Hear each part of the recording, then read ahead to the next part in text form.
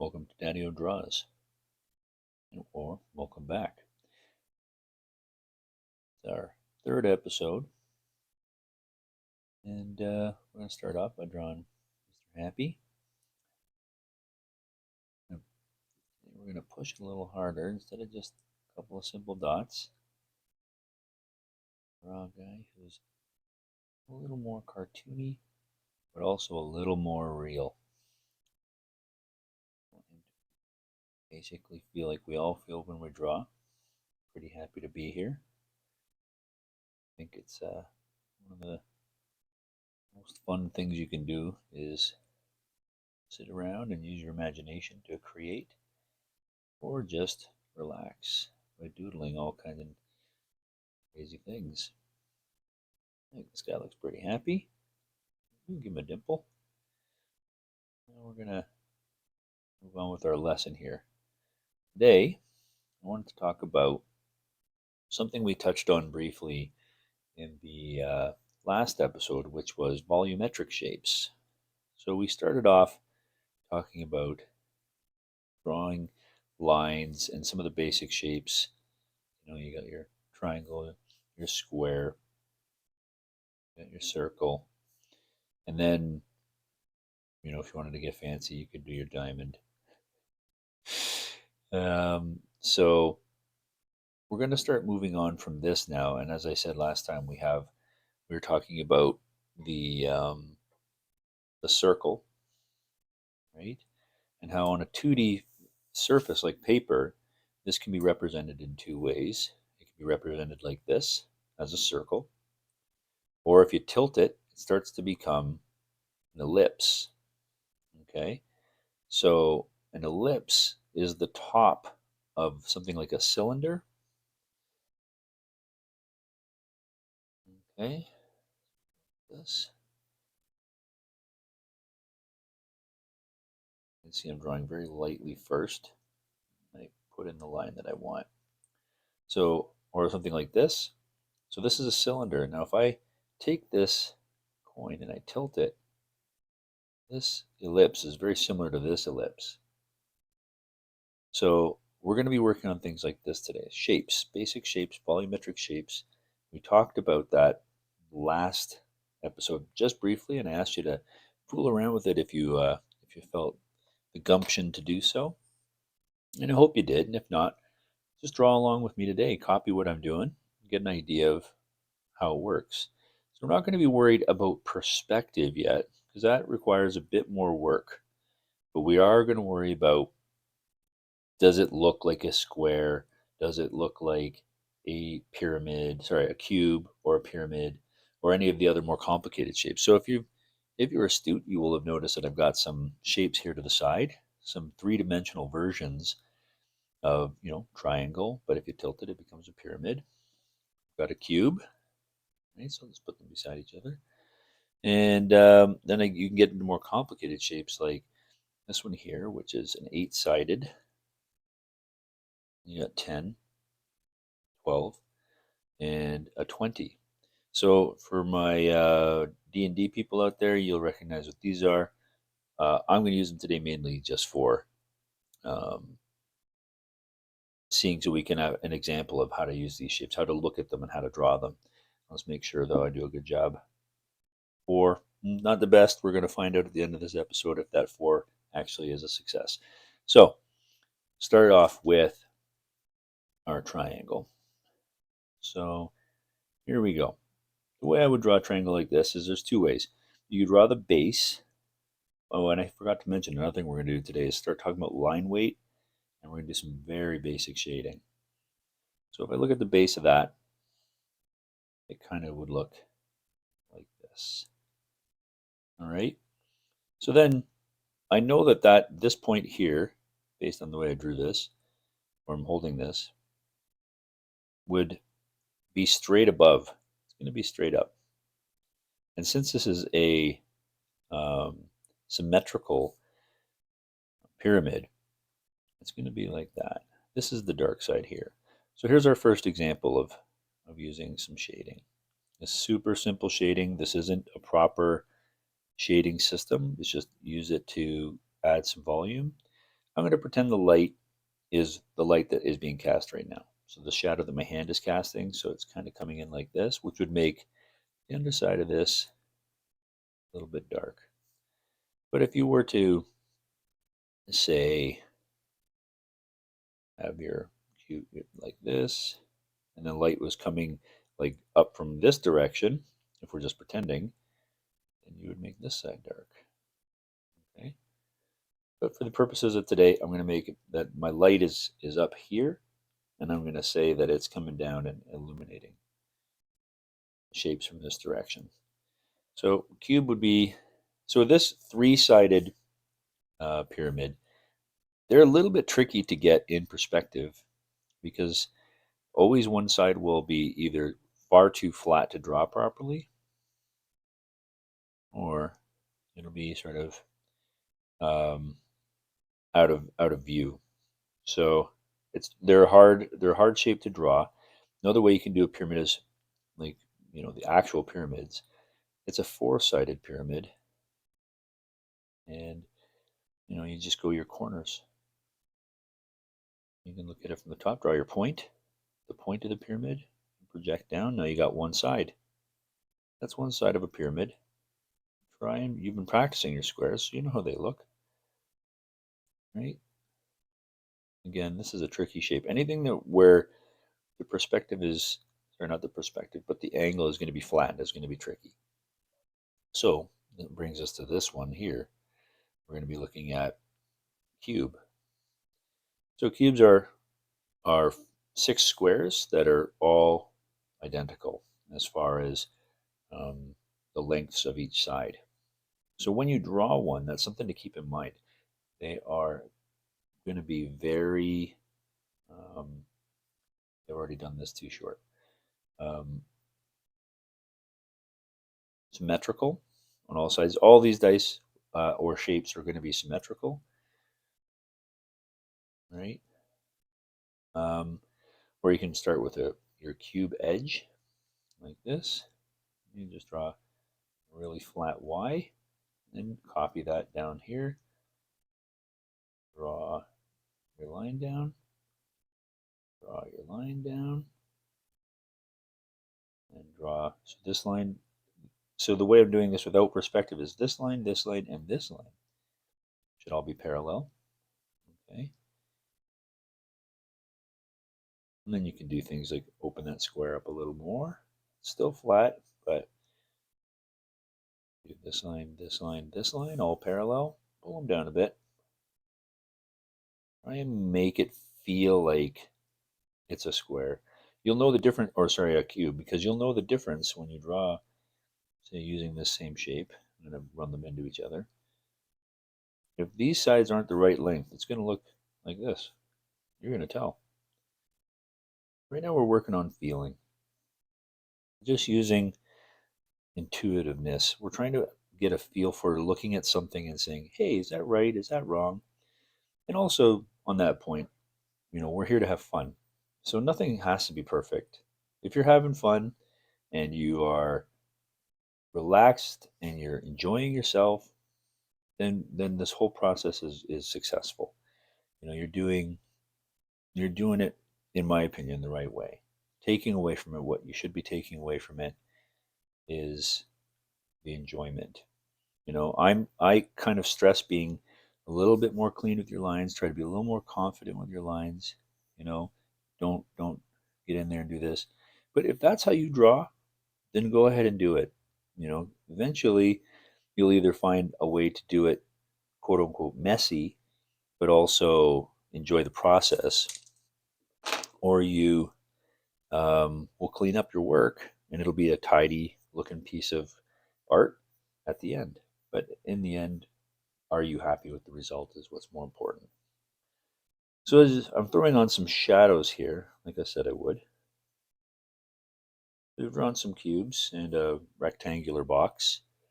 And now a little trick here that I'm going to show you. So if you want to find the middle of a cube or any kind of square face, you draw from one corner like this to another corner like this. Okay, and then you do the same the other two corners. This right here should be the center. Now, we haven't talked much about drawing through yet, but we're going to talk about it more and more as things go on. So I'm going to draw through as if I can see through this box like it's an invisible or glass, or I have x-ray glasses. The other side. And the reason I want to do that is now I can eyeball. I can see that if I need to, and I need, let's say I'm running a stick through here for, some square wheels, early caveman style. I know now here is the center of that cube. So I can draw a line going out both sides. That. There you go. Now I have the center. Now the reason I'm pointing that out is because this shape right here requires a square, right? Start with a square. And one of the tricks you want to do if you want it to be symmetrical is draw your points across and a little dot. Now draw a line through your shape, that dot.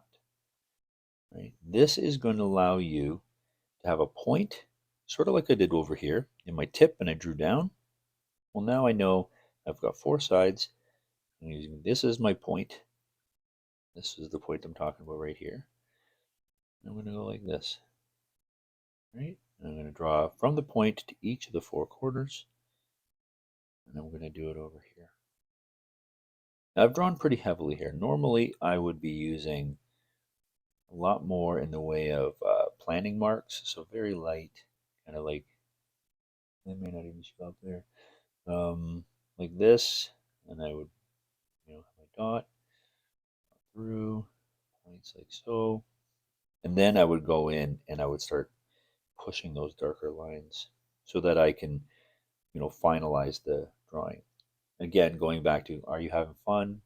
Is this stressful for you? Then don't do that until you're comfortable with it. Okay, so now we're going to talk about shading a shape like this.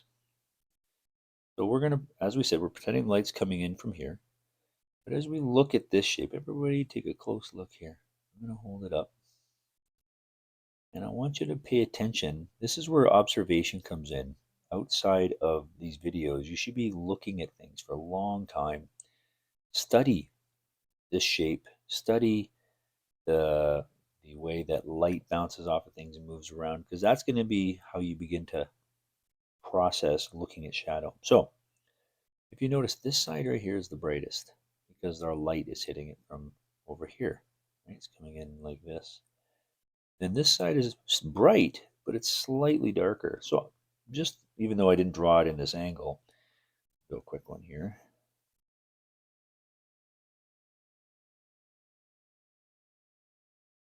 Right? I still don't have it exactly right. So I'm going to make up the shadow a little bit. Just using this dice as an example. So the light is coming in here. This face, or this face as we're going to say in this example, is the most illuminated. There's a bunch of crazy light concepts that aren't important right now. But as long as you intuitively understand that because this is facing the light the closest, it will be the brightest. This one is kind of in the direction of the light, so it's going to be a little bit darker. This one over here is the furthest away, so it will be the darkest. Okay. And then this one might be also either similar to this or maybe even lighter. Now, I don't know if that shows up there, but if it, I hope it does, because it is not a bad illustration of how light can be implied. And another way light can be implied is through line weight. So once you start, oh, I got to cover the cylinder actually. Let's go back to that and then I'll go to the line weight. So I drew this already. You can see, you got an ellipse on the top and the bottom. So let's look at this. I didn't have a dice. Obviously, there's no elliptical, cylindrical dice that I'm aware of. But you have an ellipse on the top, and then it's projected down. So the same way that I used these lines to figure out the center of a cube, how to draw a cube using parallel lines, I'm going to do the same with a cylinder. So, you use your ellipse, throw down an ellipse, your time. Just enjoy the ellipses are fun to draw, especially after you've warmed up. So similar to this, I'm gonna cut this in half, just lightly. And I'm gonna looking at here, I'm gonna try and find the middle of this ellipse. That looks pretty good. I'm gonna draw a dot. To me, should be the exact center of this ellipse. And now I'm going to draw this line. This line that I cut through like this, and this line that I cut through like this, should be at 90 degrees to each other on all 4 points. So now, at least for this cylinder, when we get into perspective, that can change. So I'm going to project that down, and then using this, because I'm not using perspective, I'm just trying to draw it as a solid shape without any effects of perspective on it. I'm going to use this line to be parallel to this line. This one down the same, right? Building it up. And I know I want the center of my next ellipse to be here. So mark it, draw a line, because I want that whole, I can eyeball what this shape looks like, and I can eyeball what this shape looks like. All 4 quadrants of that ellipse on the top of the cylinder should be the same. So now I'm going to try and match that using my eyes. And slowly, see, I'm working it in nice and light. After that, more loops. Yep, happy with that now. So now I'm going to try and get that line in there nice, a little bit darker. So, and now we have a cylinder. Okay. So the trick with cylinders is you got to make sure that on the edge, or sorry, cylinders and ellipses especially, an ellipse never goes like that. See how it's pointy there? Oh, pointy. They never go like that. But they do go, they're always round. They're always round. It doesn't matter how tight it is. It's always going to be round. It's never going to be a point. And so if you've done a point, you realize that you're basically doing the side of a square. You're no longer doing a cylinder. And another trick is make sure that this drop line almost flows out. You don't want it round. See, I've got it round there. This pencil is not sharp enough. But you want to have it almost flow out of the edge of the cylinder's ellipse on the top. And then to the bottom one, you want it to almost flow into that. So then you get a nice, it feels, there's a $5 word for you, contiguous. It feels like one piece. It feels like it continues from the start to the end. And this can be weirdly, at least for me, rewarding when it's successful because you're like, oh yeah, I got this. Now for shading this, let's say the light is coming in the same direction as always. Well, automatically I've got the center point of this. The light's hitting here, so we know based on my example with this dice, the side that's getting the most light should be the brightest. This is only for very basic shading. We'll get into more complicated shading later. Should be the brightest. And then because there's no other faces, this face will be bright. But then this center line that I've created works for me to imply where the shadow is going to begin.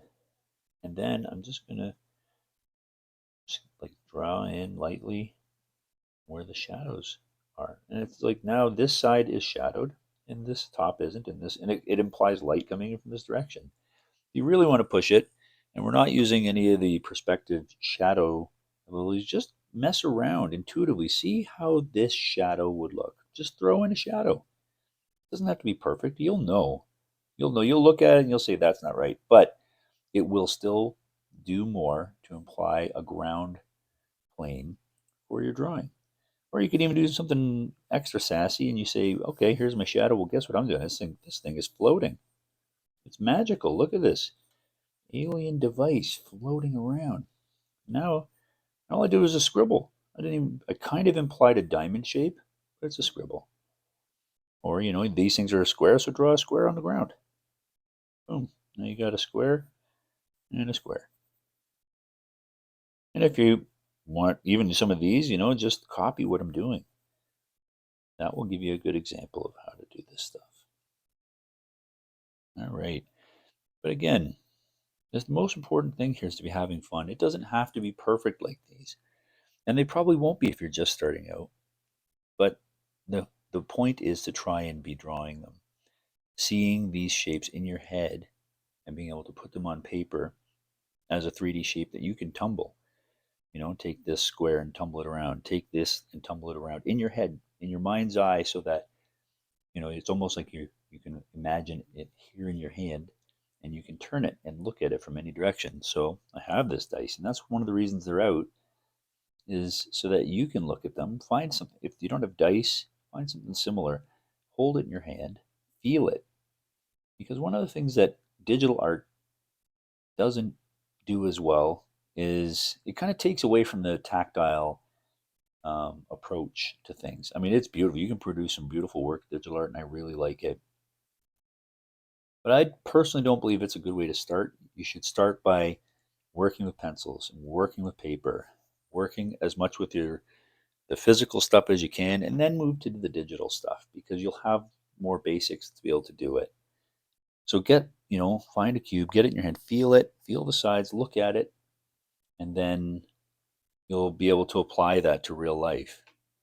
So we talked about shadows, we talked about lines, line weights, and I want to talk about, sorry, we didn't talk about line weights, that's what I wanted to get to. Another trick to imply light is I want this side to be dark, so an easy thing to do, draw it really dark, right? And I want this side to be darker, so it's dark. And I don't have to do much. I can even let lighten up on my pencil as I'm coming around. And if it shows up on the screen there, you'll see all I'm doing. It's kind of saying it's lighter over here and it's darker over here. So I can do that here too, right? Do it on this square's edge. Lighter, lighter, lighter. Come in here, dark, lighter, lighter, lighter. And then this side should all be dark because it's all in shadow. Now, depending on how deep this shadow is, this dark line could be the same shade as this all the way across, but that's getting a little ahead of ourselves, right? So the underside of things usually have a heavier line or a thicker line. That's another thing you can do. Instead of it just being pushing as hard as you can, don't worry about that. Another thing you can do is just make it a little bit thicker. And it sort of gives us the sense that this line is on the bottom, right? And then when you're doing that, you're getting closer to an area that is supposed to be lighter. Go like this, and then taper it. This is just some practice again, right? Do these things because this stuff will pay off when you're drawing some pictures, and you're maybe not as you're doing your rough work or starting a picture, but as you're getting close to finishing, this kind of stuff does pay off. All right, so the other reason for all of this is we want to build your comfort with the tools, with papers, different kinds of papers. If you've ever been using brushes, hey, good for you. That's amazing. Maybe I'll break them out soon. We're going to be working on color pretty soon, or some very basic color theory. But if you're using pens, ballpoint pens, Bic pens, whatever you have, um, it's good to work with everything with your hands first, in my opinion. That doesn't mean that there's no place for digital. There absolutely is. I love digital work, as I said, but get your hands dirty, and believe me, it will pay off. Now, just showing you, like, we're throwing some basic shadows. I'm not using any fancy shadow perspective tricks. I'm just drawing in a shadow based on how I've seen human faces have, you know, the way that they have planes on them, like that dice. So I know that it's not perfect, but we're doing it real quick. So I'm just having fun. That's the other important thing. Shadow under his chin. There we go.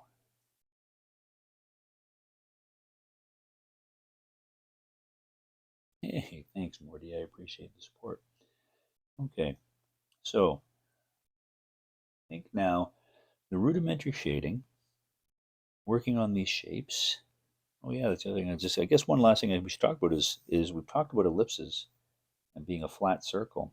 So, but we didn't talk about it like, let's say it was a soccer ball or something like that. So this circle, if I put it down there, look at this shadow created here, under here. Well, that's a perfect place to use line weight, right? Draw our circle. Well, now I know it's darker over here, so I'm going to get in there, press a little bit, and make it a little bit thicker. Just a bit. But do you see how that implies shadow all by itself? I haven't done anything else, and now just maybe even just draw a line. Boom. Very simple, and actually super satisfying to look at for me. Another thing, though, is I've turned that flat thing into a ball by doing that. So it's no longer a coin sitting on paper, it's a ball. But let's work on, so using simple shading techniques, let's do that with another sphere. We're turning this sphere, I'm going to throw some shadow on it, using the same shading that we've been using, coming from this direction. I'm going to go like this, draw a line, because a ball will basically, the light will hit it, coming in like this, and then it'll start getting, sort of light will basically stop being able to hit directly, because light only travels in a straight line. Light will stop being able to hit this ball directly, and so it'll, less and less of it is going to reach this side. So now this is what they call the terminator of the shadow. That's where it starts, the turn of the ball starts to block the light. Well, now I've got that, right? And then I'm going to draw just an ellipse, because what's a ball that's been squished, or a circle? An ellipse. Well, light comes in, it creates an ellipse. There you go. Right? You want to do another understanding of light. Let's pretend this light is coming from a different direction. And something that's fun to do is draw an arrow where your light comes from on any of these things. That way you have an idea. Another thing you do is getting into our 3D shapes, because we didn't draw cones like this, right? So to me, this is like a little arrow. The light is coming in at this sphere. So I know that where the terminator is a straight line like this, the terminator is going to take the line of the ball, right? And it's going to do this. Now we're getting advanced. I'm pushing this a little bit hard on you guys right now. But this is, we're getting into the mess around and find out phase of art. Just see what happens. This is the experimenting. Art is experimentation. Find out what you can do. Find out what's tricky. Write it down too. If you find something tricky, write it down. Why is it tricky? And we can talk about things like, if people want to comment in the comments, why is something tricky? Why is it hard for you as an individual? And how can we make it easier? So yeah, so here we are, we got the ball. And now let's do some line weight. I'm going thick, but the light is hitting hardest right here. So let's pretend that these thick lines come through, and they get lighter as I get closer to the light. And now you see it implies, without even shading, these lines imply that it's lighter here. Okay, so kind of covered a lot here today, and I covered it fast because this video is getting longer than I intended. But I hope that some of this is clear. And go back to the beginning and draw it again. Draw things I've drawn. Copy me, and by all means, come to the Discord and ask questions, or ask questions here on the channel. Either way, I'd be more than happy to take the time to answer anything I can. And I want to say thanks for coming to the third video. If you've learned anything today, that's great. And if you feel like it's not for you, that's okay. You were welcome. Thanks for looking at us at all. And we're hoping that maybe one day you'll come back. But, there are lots of really good YouTube artists, and hopefully somebody will be able to help you on your journey to improve your skills. And then, if you ever find yourself wanting to come back and just have a chat, you'd always be welcome. In the meantime, thanks for coming back. Maybe we'll see you in the fourth video, and all the best to you. Thanks for coming.